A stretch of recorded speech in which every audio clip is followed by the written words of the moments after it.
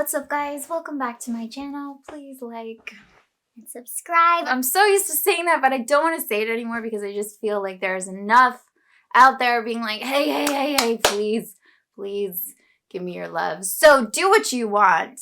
And I'm just really happy to see you. Welcome back. So today I'm gonna talk a little bit about, I've done, like some things about everyone is you pushed out, or another way of thinking of this is that like everyone is a projection of you, and you do really start to see this. There's lots of ways of looking at this, but anyway, I wanted to look at this aspect, this notion of everyone is you pushed out, but retroactively, because this is something that I've experienced or discovered recently, and it's really, really exciting.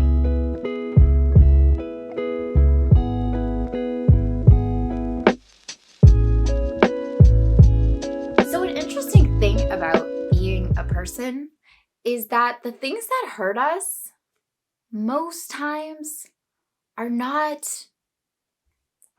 things actually hurting us. Those are just good stories. The things that hurt us, the wounds that we carry, are for the most part things that people have said. And not only are they things that people have said, but they are specific, meaning they trigger something in us that is specifically wrong or terrible to us, that in and of itself are not terrible. Nothing is good or bad. Everything is empty and meaningless. But there is something with the message, the thing that they are saying, that to us, that falls into the terrible category. And so a way of thinking of this is, for instance, someone could tell me, you have red hair.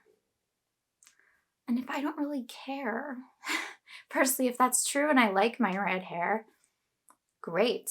If I don't really care, or that person is colorblind or something, it's like it's just gonna bounce off me. It's gonna be a nothing statement. It's not gonna mean anything to me. It's only gonna stick. It's only gonna hurt, or hurt meaning stick is a better word. It's gonna stick. It's gonna stand out from the huge mass of other data and words and conversations that I am having. It's gonna stick. It's gonna stand out. If either that is really important to me that someone thinks I have red hair, or that I have red hair. So whether it's a really positive thing or whether it's a really negative thing, meaning if I'm really self-conscious about it, or I am like really wanting my hair to be blonde or something, or if it's a problem for me, then that simple statement, you have red hair, will mean something. And all the other things that don't have a particular sensitivity to them, I will barely take in. They will barely register for me. It's the things that I have decided are important to me, are relevant to me and what I'm trying to do, and what I'm either self-conscious of or wanting in my life, that will stick. So chances are the things that have hurt you are things that people have said. And more than this, they are things that people have said that affected you in the way that you were sensitive.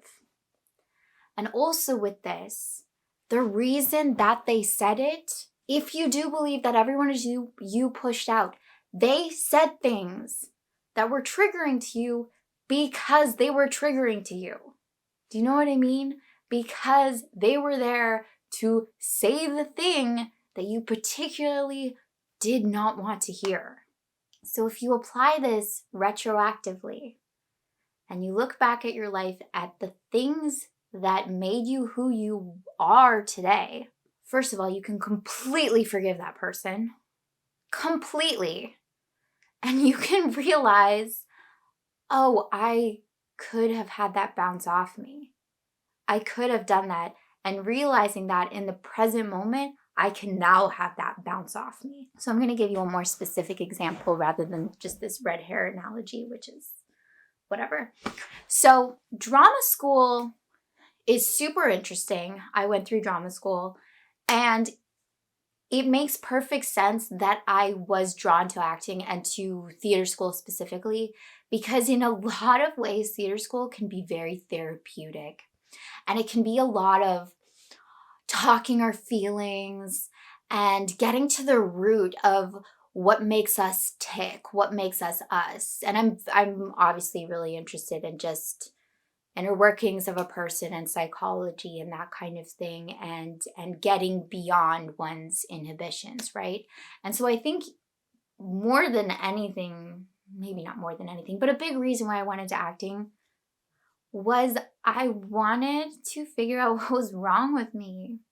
And I wanted to fix something I thought was wrong with me, which was that I thought I was in my head too much. Now, I'm arguably more in my head than I was then. And I'm happier than ever. So being in one's head isn't a bad thing. It's just about what's occupying that headspace, right? Or it's also about the point of view that you have about that. You know, like I recently watched, I don't know what you guys think about this person, but I recently watched the Bill Gates documentary, and he describes he could easily stay in his room just thinking, mulling things over in his room for days on end without leaving. And obviously, you know, it hasn't exactly worked out to the negative for him.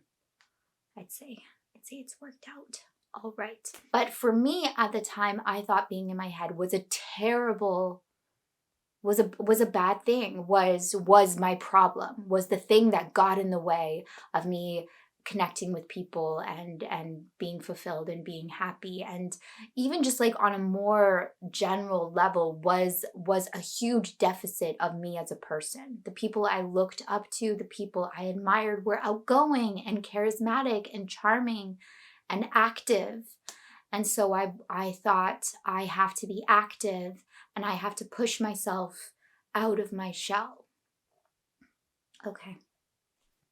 I didn't have to do that. And I really mean this. I didn't have to do that. When you no longer care about your problems, they go away because they're not there for you. They don't stick. They're not problems, so they don't stick. They're not a thing for you.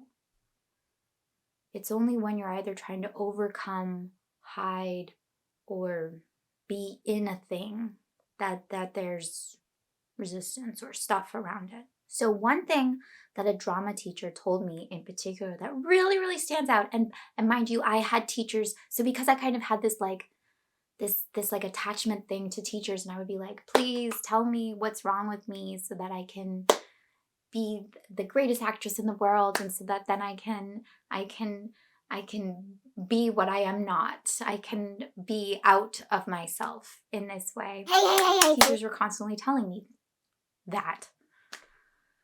And it was painful. It was painful. But so one teacher in particular told me, I think after I had done some kind of presentation, she was like, oh, it's like there is a fire in you, but it's like it's covered in ice. And that was really hard to hear. Hard to hear because I was working so hard to not have that. I so badly wanted to be that warm, outgoing, present, available person that I thought I was supposed to be as an actor. And this person again was confirming that I was not that I was stuck, that I was rigid, that I was cold, and it hurt. And she just said she just said a thing that she was perceiving and observing. And of course, it makes perfect sense that I was getting that feedback all the time because that's what I thought was there. And so people were giving that back to me for me then to get re-triggered and then to work out furiously. And it never lets up when you're in that cycle. It never lets up because it's constantly being reinforced if it's constantly being reinforced. And it will be reinforced in as many ways as the universe wants to provide you with. And I realized this like really recently, in particular with one person, but there's been a few people in my life where this kind of has come up again. Like, oh, wow, you're so in your head, or you think a lot. You think a lot. Or even, oh, I feel like you're hiding out in your head. you hide in your head. It's hard to get to you. You're just so cerebral. You're so like that's your defense mechanism, isn't it? And to be honest, like I totally was kind of caught in that. And it to me, you know, it sounded like such a, not an insult, but a deficit, this lacking thing. Again, I wasn't this heart forward person that I thought I should be. And I caught it though. And I was like, so what? First of all, you don't know me. I don't know who you're comparing me to. I don't know who you're used to. I don't know what you think a heart forward person is. I don't know what you think is normal. I don't know that. I don't know the other people that you're interacting with. I just know me. And so what? If you think I'm too in my head, you don't have to deal with it. And maybe the things that go on in my head are perfectly fine and interesting. And that doesn't mean I don't care and I don't have like incredible emotion and depth of feeling and that I'm not available. It just means that my head is a way in which I interact with the world. And I have this big brain, whatever, that likes dissecting and pulling things apart, and that's exciting to me. And I don't have to fight that. And it's definitely not a deficit. And when I caught that, it just like, it changed everything, because it was like, I could just let it roll off me. And I did really see that I had been creating people to give me that feedback. And so I didn't need to be afraid of it. So if there's something like that in your life for you, that you always get this feedback, you always get this comment, you always get this like, the people say this about you and people think this about you and it hurts and it concerns you, you can use this too, that you created that because you're concerned about it. If you didn't care, you wouldn't care. You wouldn't even know. It would be like it would be a nothing. It would be, you know, someone you don't know calling you up and saying, hey, just so you know, I'm never going to call you again. It's that. If you don't care, you don't care, and it doesn't even register. It's that you care. And so it keeps showing up. And so when you can recognize that and be like, I created this and I'm going to do something different with this feedback now. I'm going to stop dancing with this. And I don't care. I don't care what that person thinks. I don't care whatever story I made up around that. Let's change it. Let's flip it. And it's so liberating. That's all I can say. So use this retroactively in your life with the conversations you've had with people, with the memories that you have that are particularly, don't necessarily have to be painful, but they stick out, you know those things that just, I don't even really know what this is about, but it's about something because I can't let it go. This is something that you can apply that to. So I hope that's helpful, and I am so, again, just like really happy to be making this video, happy to be, getting more into the habit, hopefully, of making more videos. It's, I don't know if you can tell, but like the light in my room is very different because the days are so short now, and it's dark. The other thing is that I am now doing email coaching. So if you're interested in that, there's a link in the description below to my website. I made a website, and through that you can email me and we can set it up and we can talk. If for whatever you're trying to create in your life, or any things that you want to stop caring about in that way, All right, I will see you guys in the next one. Bye.